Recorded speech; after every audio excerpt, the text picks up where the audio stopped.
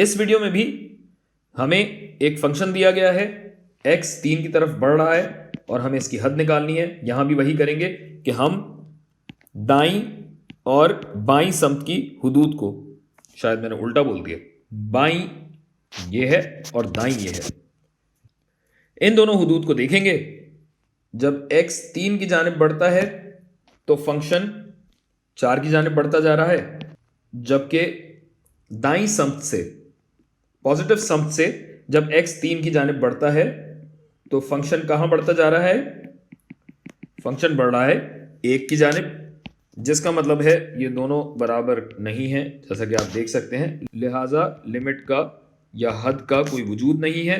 हम लिखते हैं लिमिट डज नॉट एग्जिस्ट और हमारी वीडियो तमाम।